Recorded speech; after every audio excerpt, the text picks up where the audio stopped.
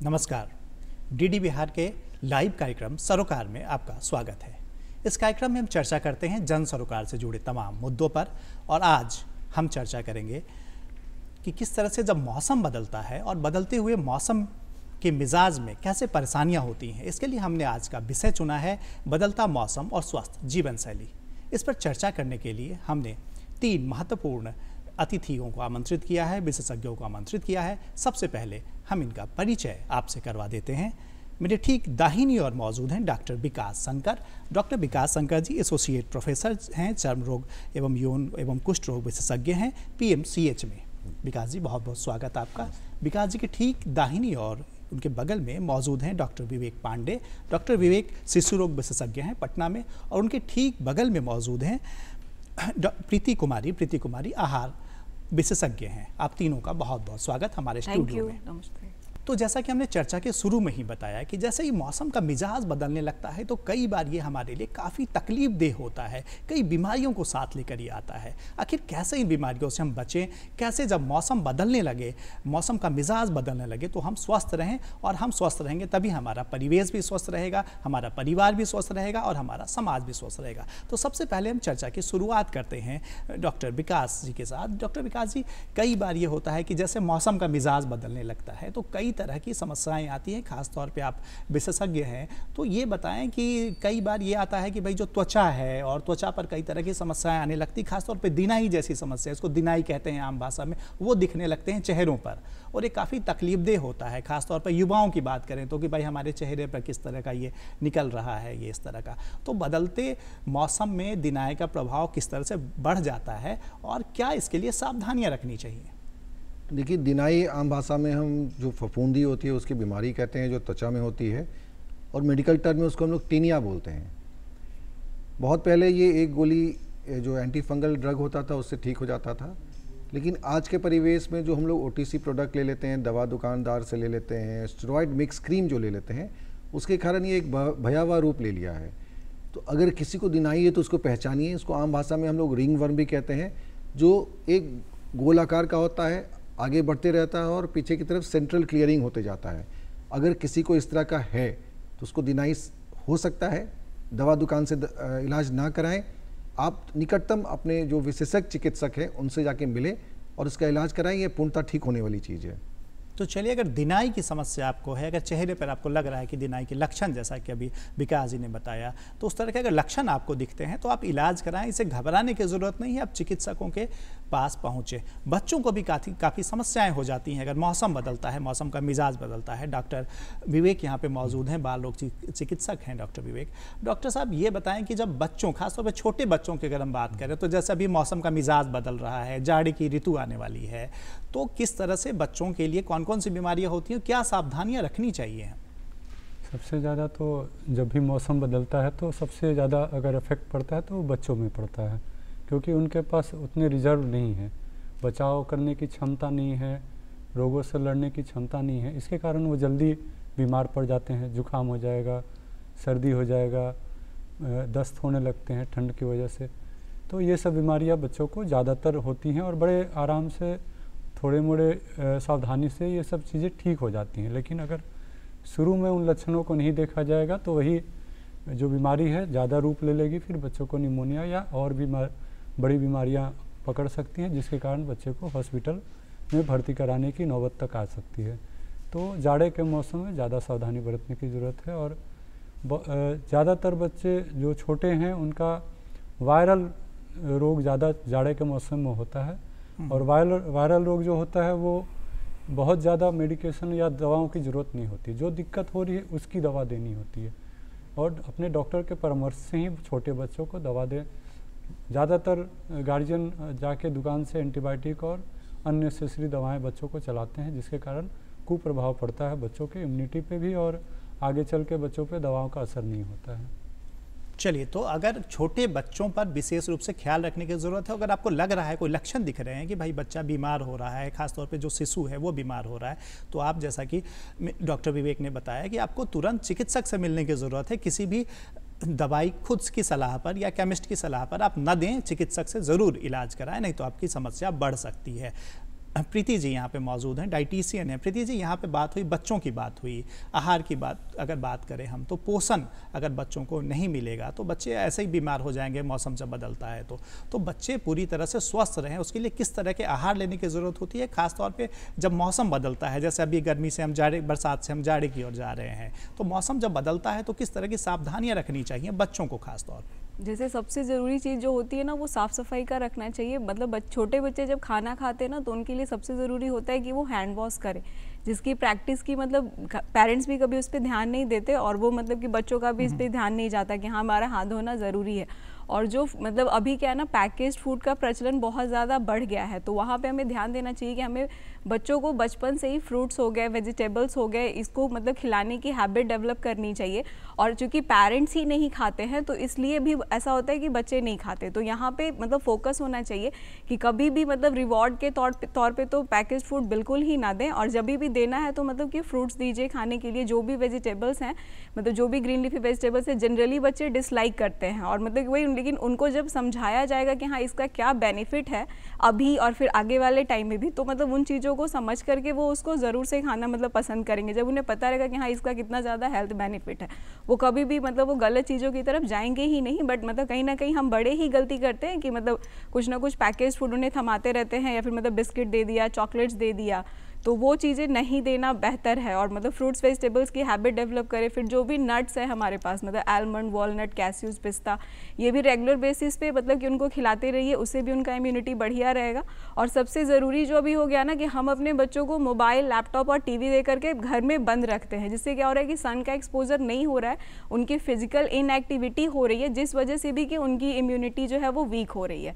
तो इसका भी ध्यान रखते हुए कि हाँ हम उन्हें एक टाइम दें कि हाँ आप 1 घंटे मतलब सन में आधे घंटे 1 घंटे के लिए खेलने का आप टाइम निकालो, ताकि आपकी फिजिकल एक्टिविटी हो। यानी कमरे से बाहर भी बच्चे वक्त बिताएं। हाँ, और बिल्कुल जो निकले। सूर्य की रोशनी है उससे भी कई तरह के विटामिन डी मिला करता है। हाँ, सूर्य की तो रोशनी से, वो तो सूर्य की रोशनी में भी बच्चों का समय बिताना ज़रूरी है। साथ ही साथ जैसा कि मैम ने बताया कि आप जो भी फल, सेहतमंद जो फल हैं उनको लें, ना कि पैक्स जैसे चिप्स और कुरकुरे, इस तरह के कई प्रोडक्ट्स हैं हमारे पास, ये सारी वो चीजें, सारे प्रोडक्ट लेते हैं, चॉकलेट्स लेते हैं, तो इसके कई साइड इफेक्ट हो सकते हैं। खासतौर पर जब मौसम बदल रहा हो तो इसका ध्यान रखने की ज़रूरत है।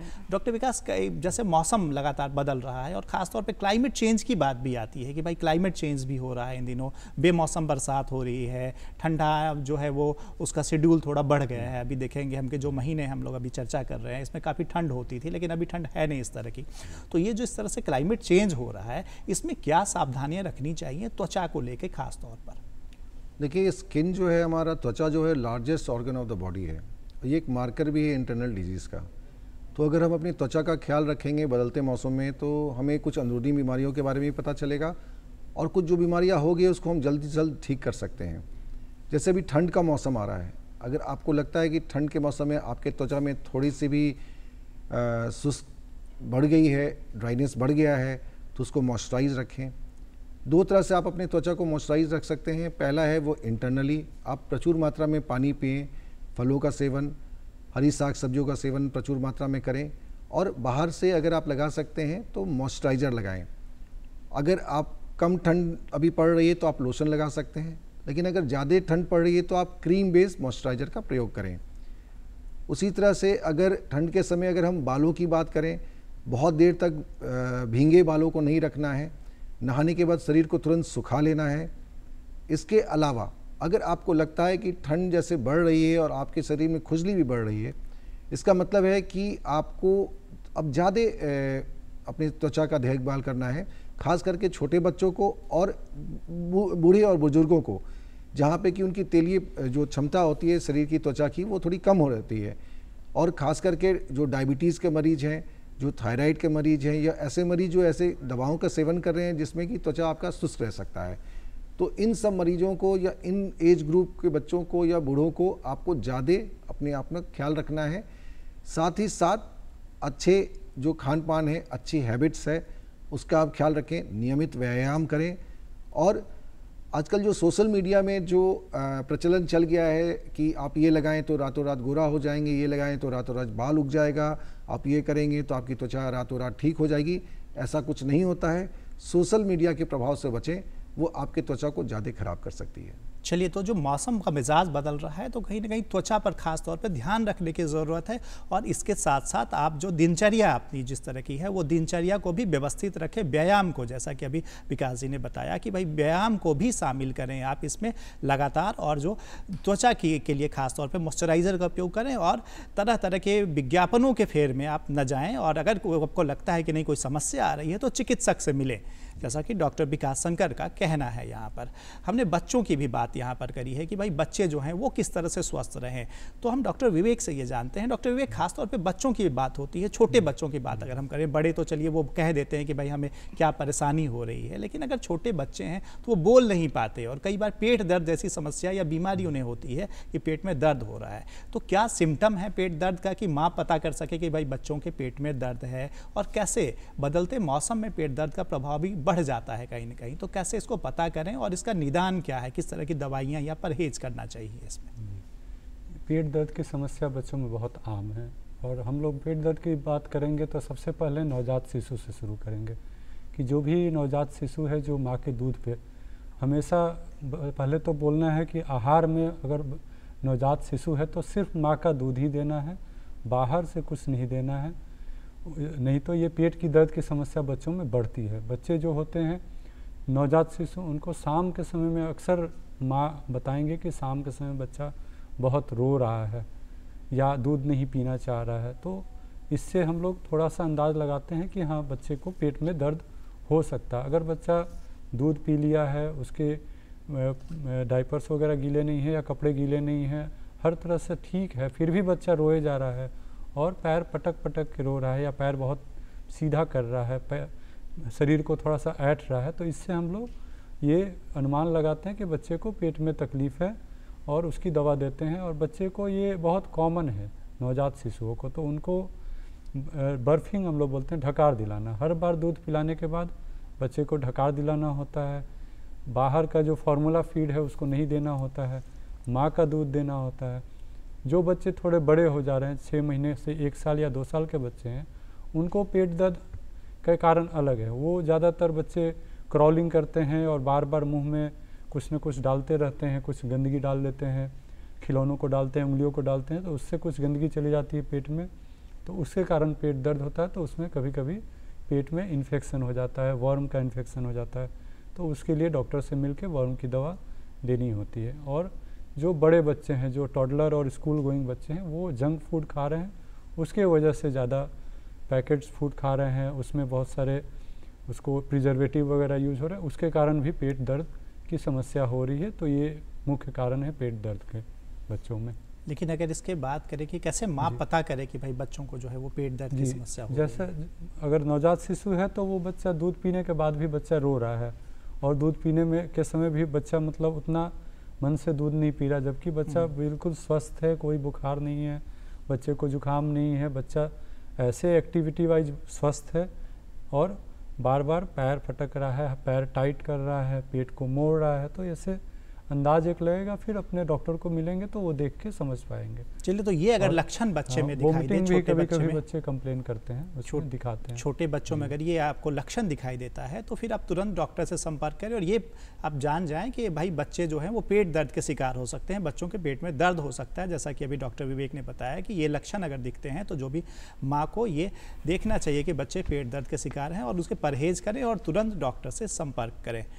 प्रीति जी, हम ये जानना चाहेंगे कि अभी जैसे यहाँ पर बात हुई कि भाई बच्चों को इस तरह से बिहेव करना चाहिए या बच्चों का खान पान इस तरह से होना चाहिए, आपने भी इसका जिक्र किया, लेकिन बड़ों का खान पान भी कहीं ना कहीं बदल सा गया है आजकल। हम जो हैं कि वो फास्ट फूड की तरफ आ गए हैं, और फास्ट फूड जो हमारा जो नया जनरेशन है वो खासतौर पर फास्ट फूड पर आधारित सा हो गया है। तो ऐसे में जो मौसम बदलता है, मौसम का मिजाज बदलता है, तो फास्ट फूड कितना घातक होता है और उसकी जगह पर किस तरह के आहार लेने की ज़रूरत है? फास्ट फूड ना, मतलब बस इतना ही जानिए कि उसका कोई भी हेल्थ बेनिफिट नहीं है, वो सिर्फ घातक ही है हमारे लिए। वो जैसे ही अगर हम लोग मतलब अपने उसका जो मतलब क्या बोलूँ मैं बैड इफेक्ट्स है फास्ट फूड का, वो हमारे माउथ से ही स्टार्ट हो जाता है होना। क्योंकि जैसे ही अगर हम लोग मैदे वाली चीज़ें खा रहे हैं या फिर मतलब कोई भी मीठा चीज़ खा रहे हैं ना, वो सबसे पहले हमारे मतलब दांत को ही ख़राब करना स्टार्ट करता है, फिर जाकर के वो हमारे गट माइक्रोबायोम को डिस्टर्ब करता है, जिससे कि फिर हमारा मतलब कि गट हेल्थ ख़राब होगा, जिसके बाद कि फिर आपका डाइजेशन ख़राब होगा। तो जब डाइजेशन ख़राब होगा फिर आपकी इम्यूनिटी वीक होगी, और जहाँ इम्यूनिटी वीक होगी फिर आपकी बॉडी में इन्फ्लामेशन स्टार्ट होगा। इन्फ्लामेशन स्टार्ट होने का मतलब है कि डायबिटीज़, हार्ट डिजीज़ हो गया, कैंसर हो गया, मतलब तरह तरह की बीमारियों का खतरा हो सकता है। तो मतलब फास्ट फूड का कोई भी हेल्थ बेनिफिट तो है नहीं, सिर्फ मतलब बैड इफ़ेक्ट्स ही है। तो इससे बचने का तरीका बस यही है कि मतलब नियमित रूप से वही जो बार बार सर भी बार बार बता रहे कि मतलब फ्रूट्स हमारे डेली रूटीन का हिस्सा होना चाहिए, कि हाँ आप एक रोटी कम खाइए लेकिन आपके डाइट में ना एक फ्रूट तो ज़रूर से होना चाहिए। 1 फिस्टफुल ऑफ नट्स भी, मतलब जो भी बादाम, अखरोट, काजू, किशमिश इस टाइप की चीज़ें हैं वो 1 फिस्टफुल ऑफ आपका डेली के रूटीन में होना चाहिए। जो भी सैलेड वाला मतलब सलाद की जो भी चीज़ें हमारे पास, खीरा, मूली, प्याज, टमाटर, गाजर, चुकंदर, इस टाइप की चीज़ें भी मतलब नियमित रूप से एक बार तो हमारे आहार में शामिल होनी ही चाहिए। और अगर आप मतलब कि फास्ट फूड को की जगह पे, जैसे हमारा मतलब क्या है ना, हमारे पास वैरायटी ऑफ मतलब फूड प्रोडक्ट्स हैं, उसके बाद लॉट्स ऑफ रेसिपीज़ हैं, फिर भी हम लोग पैकेज फूड की तरफ क्यों जा रहे हैं मुझे समझ में नहीं आता है। क्योंकि जैसे होता है ना कि आप मतलब सत्तू है हमारे यहाँ, अगर मतलब दाल की ही एक वैरायटी अगर हम उठाते हैं ना, तो हम लोग डिफरेंट टाइप के पल्सेज हैं हमारे पास में, फिर उससे डिफरेंट टाइप की रेसिपीज़ हम लोग बना सकते हैं। तो मतलब उसको भी आप स्नैक्स के तौर पे यूज़ कर सकते हैं। तो फिर मतलब फास्ट फूड से आप दूरी बनाइए, आपका मतलब स्वास्थ्य अच्छा तो फास्ट रहेगा। फूड से कहीं ना कहीं दूरी बनाने की ज़रूरत है कि फास्ट फूड आपकी सेहत के लिए बहुत ही हानिकारक है। और हमारे पास तमाम तरह के, अगर हम बात करें तो दाल मौजूद हैं, दलिया मौजूद है, और ये एक तरह से सत्तू, इसको कहते हैं कि भाई बिहारी फास्ट फूड भी कहते हैं कि भाई सत्तू का हम प्रयोग कर सकते हैं अगर हमें जल्दी में चाहिए बना के ले तो सकते जिस हैं। तरह से ये चाइनीज़ फास्ट फूड का जो प्रचलन आ गया है, उससे कहीं ना कहीं हमें परहेज़ करने की ज़रूरत है, खासतौर पर जब मौसम का मिजाज बदल रहा हो, मौसम बदल रहा हो, तो इन बातों का ज़रूर जैसे एक चीज़ मैं यहाँ पे और ऐड करूंगी कि हमारे यहाँ जो भी हमारा फूड आइटम्स है ना, वो प्रोटीन रिच है, फाइबर रिच है, मतलब इसमें वाइटामिन्स है, मिनरल्स हैं, और वहाँ पे क्या है कि सिर्फ रिफाइंड कार्ब्स हैं मतलब, और सैचुरेटेड फैट्स हैं, मतलब बैड फैट्स हैं, तो उसका कुछ भी हेल्थ बेनिफिट नहीं है। तो जब आपके हमारे जो प्रचलित पहले से जो आहार हैं, हमारे जो प्रचलित आहार हैं, वो काफ़ी फ़ायदेमंद है हमारे सेहत के लिए, और जो हम लगातार पीढ़ियों से जो खाते जा रहे हैं, खासतौर पे अभी मिलेट्स फिर से दोबारा लौट रहा है, तो इन तरह की चीज़ों पे, मड़ुआ या मोटे अनाज जो हैं, उनका हमें सेवन करना चाहिए, खासतौर से जब मौसम बदल रहा हो तब। डॉक्टर विकास से हम जानते हैं। डॉक्टर विकास, त्वचा रोग की बात हम कर रहे थे, उसके बारे में आपसे चर्चा हो रही थी लगातार। खास तौर से ये देखा जाता है कि कई बार सफ़ेद दाग जैसी बीमारियां होती हैं, और ख़ास तौर पे अगर लड़कियों को हो जाए शादी से पहले, तो कई तरह की भ्रांतियां भी उसको लेके होती है। तो जो सफ़ेद दाग है वो क्या है, किस तरह से इसका इलाज हो सकता है, और किस तरह की भ्रांतियाँ हैं, उससे किस तरह से बचने की ज़रूरत है, ये थोड़ा विस्तार से बताएं। आपने बहुत ही महत्वपूर्ण प्रश्न किया है और एक जागरूकता वाला प्रश्न है। सबसे पहले मैं सभी को बताना चाहूँगी, सफ़ेद दाग कोई बीमारी नहीं है। बीमारी उसको कहते हैं जिसमें कोई अपंगता हो, ज़िंदगी जीने का समय नहीं हो, कोई कष्ट हो, आप अपने दैनिक कार्यों को नहीं कर पा रहे हो और आपके पास समय नहीं बचा हो, इसको बीमारी कहते हैं। सफ़ेद दाग में बस एक महज आपके त्वचा से रंग का चला जाना है। जो मेलानोसाइट है वो अपना काम खत्म कर देता है, उसका प्रोडक्शन नहीं होता है, और वहाँ पे रंग एकदम सफ़ेद हो जाता है, दूध जैसा सफ़ेद हो जाता है। समाज में ये भ्रांति कब आई? जब हमारे पास वो सुविधा नहीं थी, जब हम इसको लेप्रेसी यानी कुष्ठ या सोरियासिस के साथ जोड़ के देखते थे, उसमें भी कहीं ना कहीं रंग का कम हो जाना या लाली रहना या उसी तरह का लक्षण नज़र आता था। तो इसको जोड़ के देखा गया कि अरे उस समय कुष्ठ का इलाज नहीं था, आज तो लेप्रेसी कुष्ठ का भी इलाज मौजूद है, हम उसको भी पूर्णतः ठीक कर सकते हैं।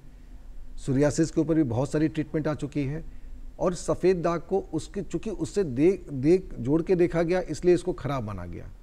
मैं मेरे दर्शकों को बताना चाहूँगा, सफ़ेद दाग कोई बीमारी नहीं है, इसमें महज त्वचा से रंग का उड़ जाना है। आप जो भी, जिनको भी सफ़ेद दाग, ये किसी को भी हो सकता है, तो उनके साथ आप खाना खा सकते हैं, ये कोई छुआछूत की चीज़ नहीं है। उनके साथ उनके पहने हुए कपड़े पहन सकते हैं, उनके साथ आप विवाह कर सकते हैं। और एक और बहुत ही महत्वपूर्ण प्रश्न है कि क्या सफ़ेद दाग के लोगों के साथ विवाह किया जा सकता है कि नहीं किया जा सकता है। मैं सभी दर्शकों को ये बताना चाहूँगा कि ये कभी भी पूर्णतः अनुवांशिक नहीं होता है। सफ़ेद दाग के लोगों के साथ विवाह किया जा सकता है, और ये किसी को भी हो सकता है। अगर आपके परिवार में किसी को हो गया है तो आप उनको प्रोत्साहित करें, बहुत सारे ऐसे ऐसे दिव्यजन हैं जिनको सफ़ेद दाग है या रहा है, क्या उनकी कार्य क्षमता में कोई कमी आ गई है? क्या वो अपनी न्याय प्रणाली में कोई ऐसा गलत डिसीजन दे दिए हों, या अपनी ज़िंदगी को उन्होंने पूर्णतः नहीं जिया हो?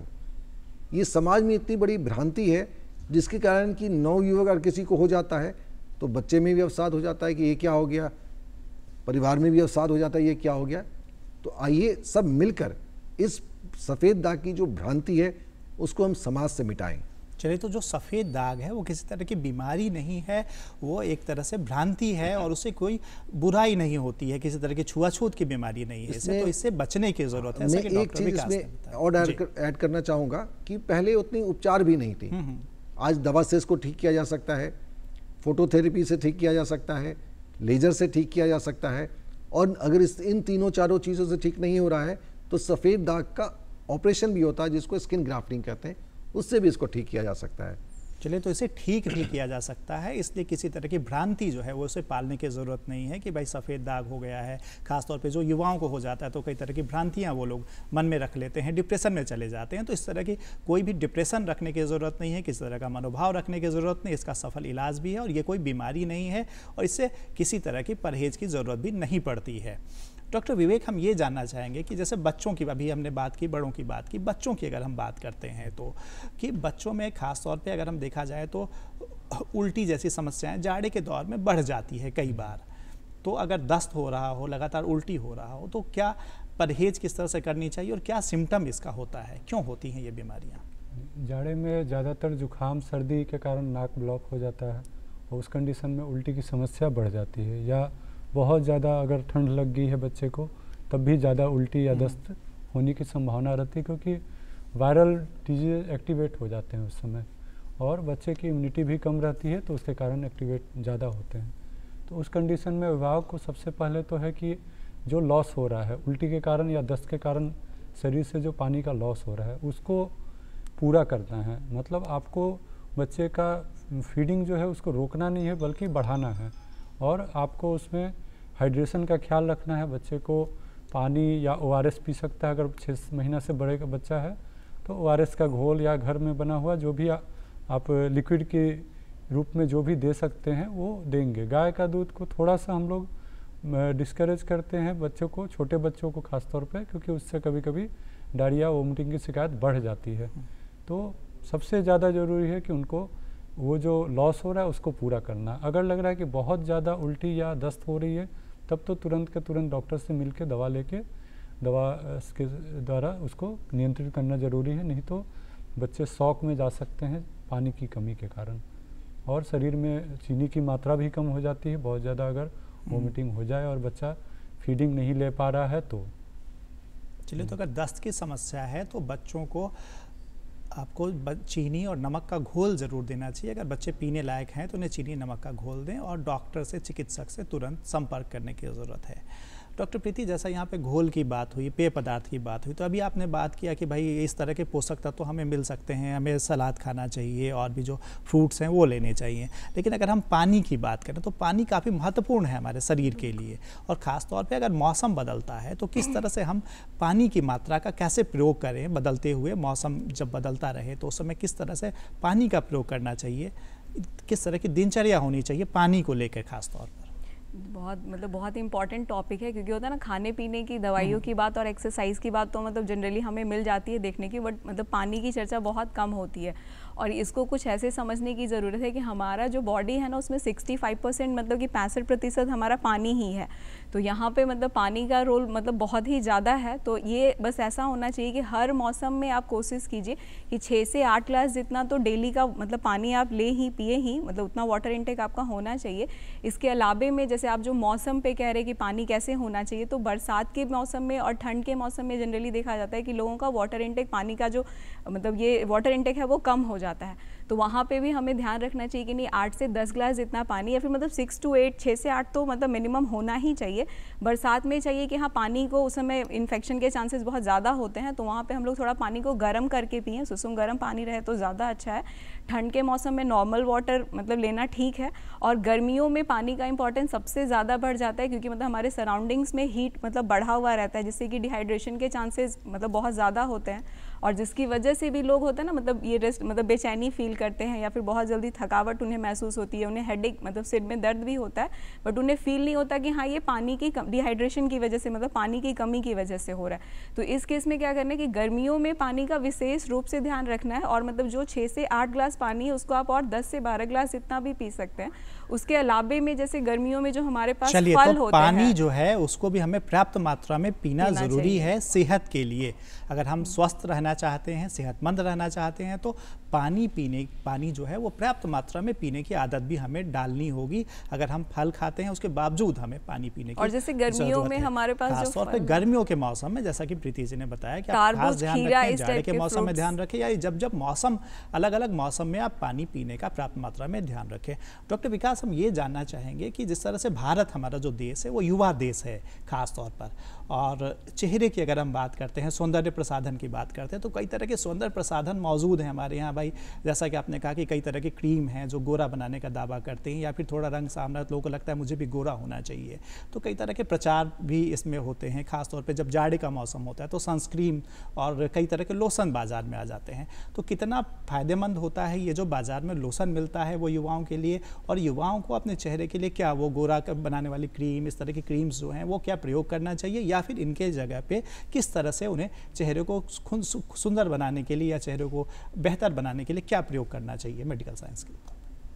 देखिए, हम जिस भूभाग पे जन्म लिए हैं, हमें ये खुशकिस्मती हम व्यक्त करनी चाहिए कि हमारा जो स्किन ऑफ कलर है वो एक तरह का वरदान है। आप देखेंगे जो गोरे लोग हैं, जो कोकेशियन हैं, वो सन बाथ लेते हैं, और जो एकदम निग्रोज हैं, जो एकदम ब्लैक हैं, उनको भी अलग अलग तरह की बीमारियां होती हैं। बट हमारा जो स्किन टाइप है बहुत बैलेंस्ड स्किन टाइप है। So we should feel proud कि हमारा जो भगवान ने हमें जो स्किन का जो कलर दिया है वो सबसे अच्छा है, इसको बदले नहीं। आप इसमें चमक ला सकते हैं हरी साग सब्जियों का सेवन करके, फल का, एक्सरसाइज का, और प्रचुर मात्रा में पानी पी करके। ये 4 ऐसी चीज़ें हैं जिसका करके आप चेहरे के जो पानी को बोलते हैं बदल सकते हैं, चेहरे के चमक ला सकते हैं, और वो प्राकृतिक रूप से ला सकते हैं।